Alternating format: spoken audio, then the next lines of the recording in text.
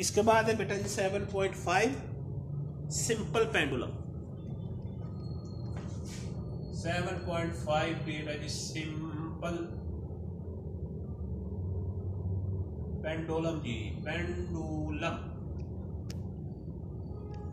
हाँ जी बेटा जी, पेंडुलम हम किसको कहते हैं कि हमारे पास एक बेटा जी पॉइंट मास हो, ठीक है जी। पॉइंट मास होने का मतलब ये है कि बहुत छोटा मास हो, ठीक है जी।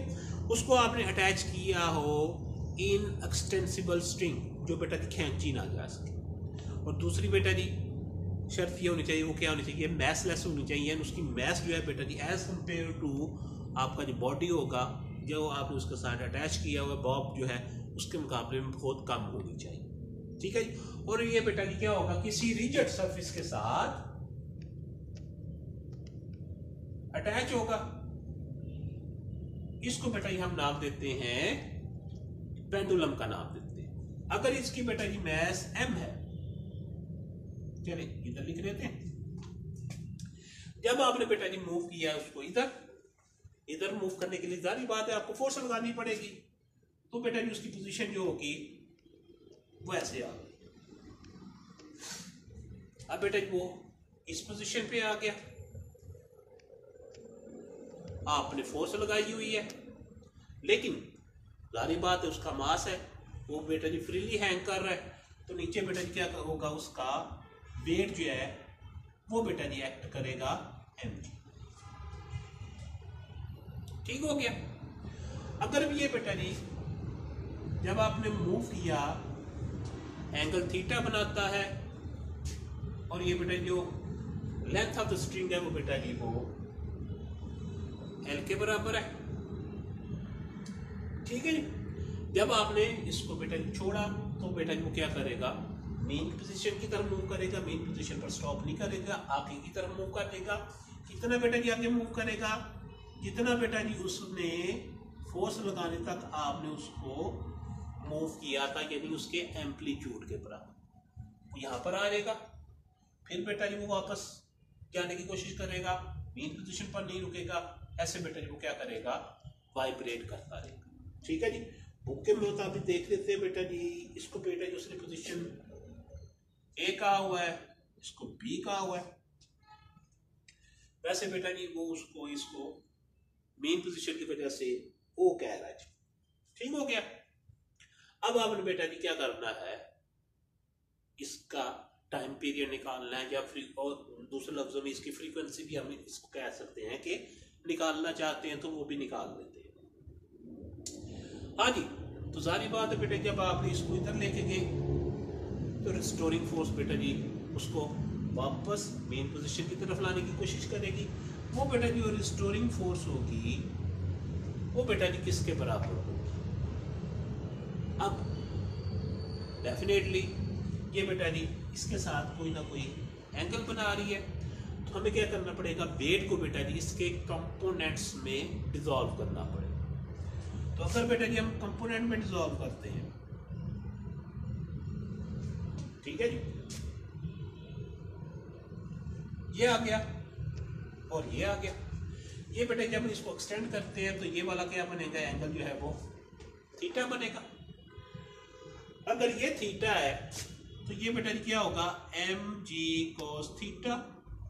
क्यों बेटा जी एम जी कोस थीटा होगा, क्योंकि ये बेटा जी बेस के साथ, जिसके साथ जो एंगल बनता है जिस साइड के साथ, वो उसकी क्या होती है, बेस होती है। और दूसरा ये वाला जो बनेगा, ये बनेगा बेटा जी एम जी साइन थीटा, ठीक हो गया। अब ये बेटा जी जो एम जी कॉस थीटा है डाउनवर्ड एक्ट कर रहा है, तो क्या होगा, जो टेंशन इन द स्ट्रिंग होगी वो बेटा जी क्या होगी, अपवर्ड होगी। ये दोनों आपस में कैंसल आउट हो जाएंगे। तो सिर्फ कौन सी फोर्स बेटा जी उसे पर एक्ट करेगी, एम जी साइन थीटा।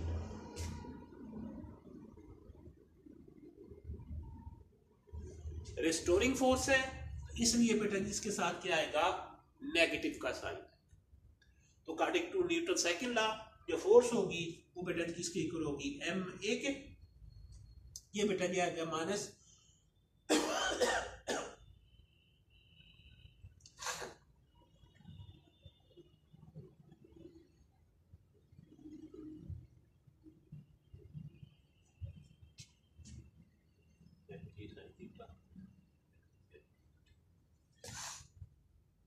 तो ये बेटा जी आ जाएगा M G sine theta,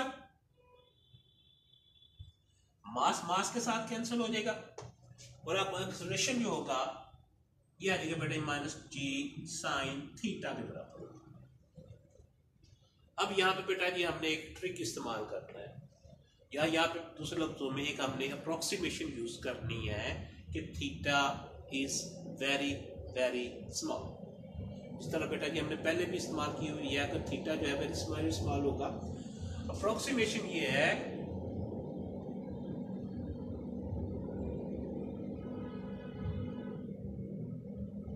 theta is very small. अगर बेटा जी थीटा स्मॉल होगा तो दूसरे लफ्जों में बेटा जी साइन थीटा होगा, ये बेटा जी अप्रोक्सीमेटली इक्वल होगा थीटा। ठीक हो गया। तो आपका बेटा जी ये जो आ गया acceleration is equal to minus G theta के बराबर। ठीक है जी। अब बेटा जी थीटा हम कहते हैं कि जो आपका थीटा होता है वो किसके बराबर होता है बेटा जी, arc length divided by radius. ठीक है जी। तो आपकी जो आर्क लेंथ बन रही है वो बेटा जी कौन सी बन रही है, ए बी।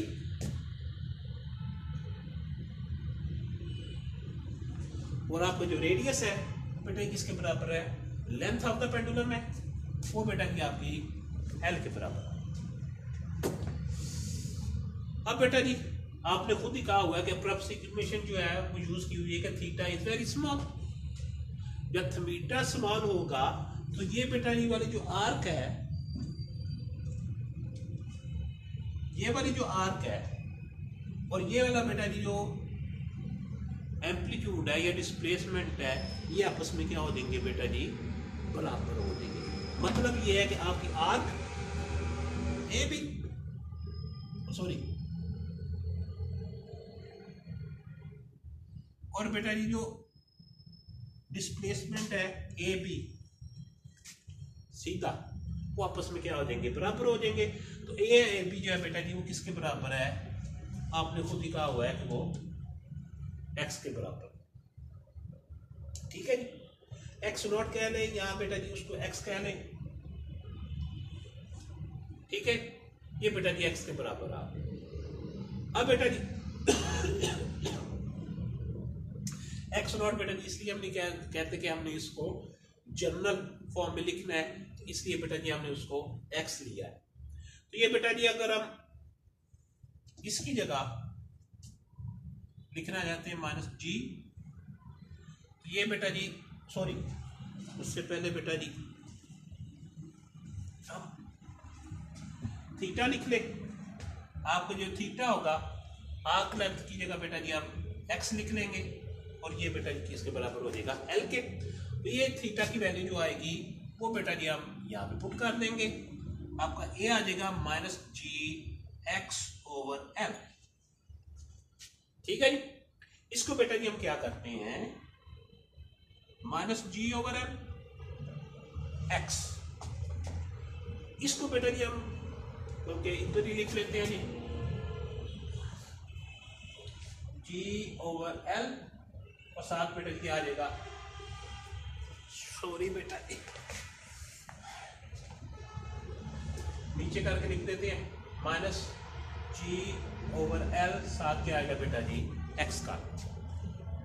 अब बेटा जी हमने खुद ही कहा हुआ है कि जो एक्सेलरेशन होता है वो इक्वल होता है माइनस ओमेगा स्क्वायर एक्स के।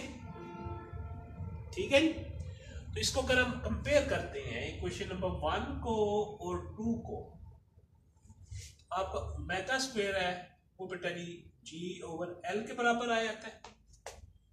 ठीक है जी। तो इसका मतलब ये होगा कि आपका जो ओमेगा होगा वो जी ओवर एल स्क्वायर रूट के बराबर होगा। आपकी जी की वैल्यू भी कांस्टेंट है, एल जो बेटा लेंथ ऑफ द पेंडुलम जो होगी वो भी आपकी कांस्टेंट होगी। तो इसका मतलब ये है कि ये जी ओवर एल को हम एक कांस्टेंट लिख सकते हैं। ठीक हो गया। सीधा बेटा जी आपके पास ओमेगा आ गया। तो आपका टाइम पीरियड किसके बराबर होगा, 2 पाई ओवर ओमेगा। ओमेगा की जगह बेटा ये हमने G ओवर L लिख लिया, ठीक हो गया। तो आपका जो बेटा टाइम पीरियड आ जाएगा वो 2 पाई, ये बेटा जी ऊपर जाके इंटरचेंज हो जाएगा, L ओवर G के बराबर आ जाएगा, ठीक हो गया। अब बेटा अगर हम अगेन बेटा बुक के अंदर नहीं है, सिर्फ आपको समझाने के लिए, जो फ्रीक्वेंसी होती है और बेटा जो टाइम पीरियड होता है वो एक दूसरे का उल्ट होता है। तो ये बेटा जी आ जाएगा 1 over 2 pi L over G। तो ये बेटा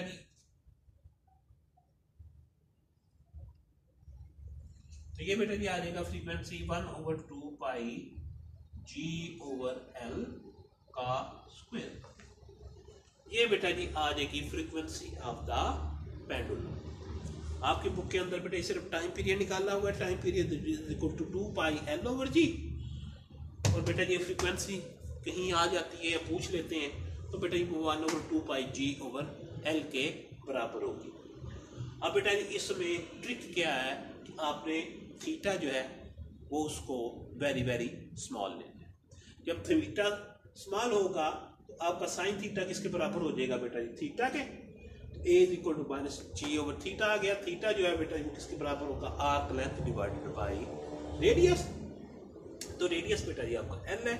तो ये बेटा ये सारा कुछ जो है वो सिंपल पेंडुलम के लिए आपका टाइम पीरियड आ जाएगा जी, ठीक है जी।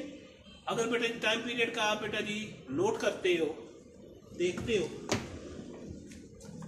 फार्मूला,